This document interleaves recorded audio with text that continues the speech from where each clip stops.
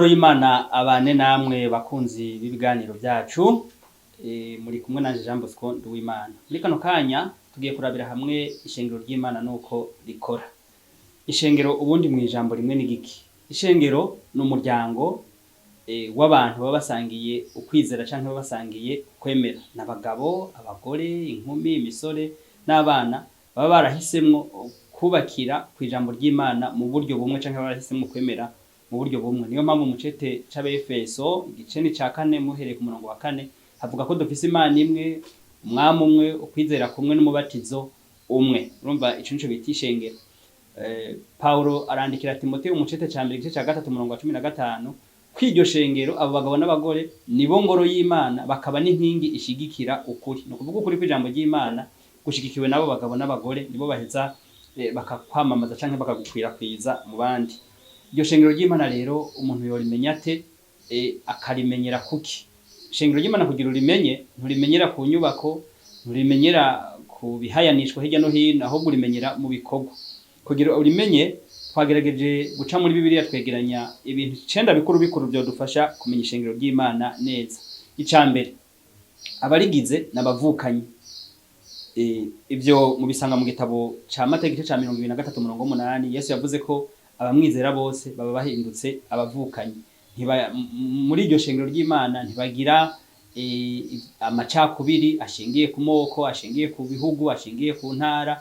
Ushobora gusanga abo bavukanyi bari mu bihugu bitandukanye canke bari mu ntara zitandukanye mu gihugu kimwe, kuko baba baracitse ubwoko bumwe, ubwoko bw'abana b'Imana. Ico ni cambere. Ca kabiri, muri bo nta mukuru, bose baravukana kandi barangana. Ushaka kuba mukuru akorera abandi. Byanditse muri Mateyo igice ca 20 umurongo wa 26. Ibikorwa bakora nivyo bituma bagaragara nk'abakuru. Iyo ukoreye abandi, iyo witangiye abandi, ububaye umukuru muri bo. No kuvuga ngo iyo ushaka kuba mukuru muri iryo shengero ry'Imana urakora, ugakorera abandi, ukabitangira, ugakora ibikorwa. Rero nta mukuru aba muri bo asumba abandi. Gatatu, bakorera mu ngabire. Ngabirano Imana yabahaye nizo zibagaragaza. Mu cete ca mbere c'Abakorinto 12 umurongo wa 28 n'uwa 29 n'Abefeso igice ca 4 umurongo wa 11 hatwereka izo ngabire zarizo. Harimwo abitwa intumwa bitanga bakaja kuvuga ubutumwa, harimwo abarongozi b'abandi, abapastori, harimwo abigisha b'abandi, harimwo izo ngabire nizo zituma abo bantu batandukana mu buryo bakora, ariko bose bakaba bangana, bameze nk'ingingo zo ku mubiri, zose zirangana nubwo zikora ibikorwa bitandukanye. Ico ni kigira gatatu. Kigira kane, bagendera ku vy'Imana yavuze. Muri Bibiliya barara vy'Imana yavuze bakagendera kuri handitswe ngo ntibashobora gukora igikorwa kinyuranye n'ivyo Imana yavuze. Mu gitabo ca Mateyo 19 umurongo wa 4 Yesu yabwira abantu ngo handitse ngo ntimurasoma muri Bibiliya ko havuga hati.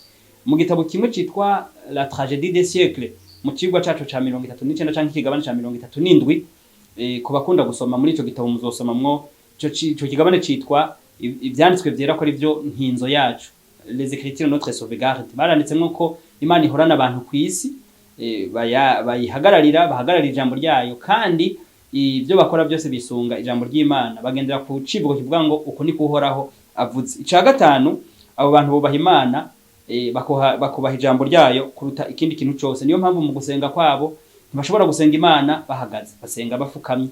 Igihe cyose bagiye gusenga basenga Imana bafukamye. Ibyo muzobisoma muri Bibiliya, n'abandi muzobona abagiye bubaha Imana bose bagenda basenga bafukamye. Muzosoma mu gitabo ca Luka 22:41 Yesu yasenze afukamye.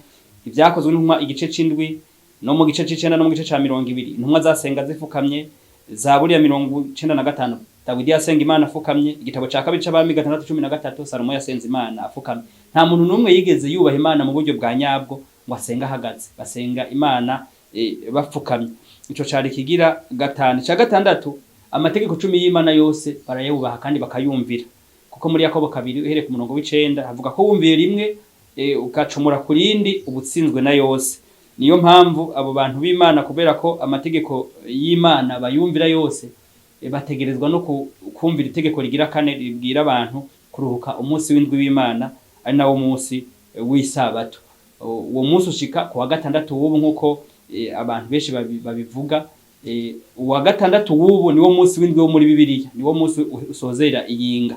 Ivyo n'akahise karavyerekana. Rero abo bana b'Imana bacanke bagize icengero ry'Imana, amategeko uko ari 10 yose barayubahiriza batibagiye no kuruhuka uwo munsi w'indwi, kuko ari ryo tegeko rigira kane. Icindwi igikorwa c'Imana baracitangira, bagatanga imyanya yabo, bagatanga n'ibintu byabo, kuko amashikanwa n'ibigira 10 bashikana n'ibindi bwitange bwose batangira Imana, bujejwe gukorera Imana mw'ishengero, mu kwirakwiza ubutumwa hirya no hino. Ikindi bujejwe no gutabara abakene, baba bo muri bo canke abo hanze y'iryo shengero. No kuvuga ngo ibyabo barabitanga, nabo ubwabo bakitanga kugira ngo ingoma y'Imana ayikwirakwize hirya no hino.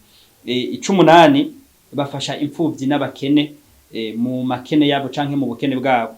Ni igitabo ca Yakobo igice ca 1 umurongo wa 27 no mu Bagalatiya 6 umurongo wa 10 ahavuga ngo yo turonse uburyo tugire neza bose, na cane cane duhereye ko mu nzu y'abizera. No kuvuga iki, abana b'Imana kubera ko ari umuryango umwe, hagati muri bo barafashanya, abakene bo muri bo barafashwa na bagenzi babo Imana yahezagije uburyo.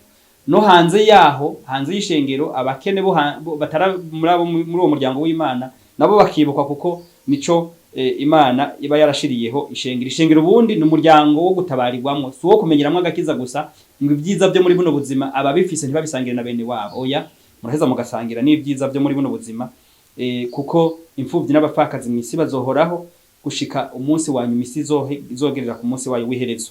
Ico cari kigira 8. C'icenda n'abantu birinda kwivanga n'ivyo mw'isi, kuko ari ubwoko bwatoranijwe. Mu cete ca mbere ca Petero 2:9 havuga ko turi ubwoko bw'abami n'abaherezi, abantu bakunda Imana, abantu bari mw'ishengero ry'Imana.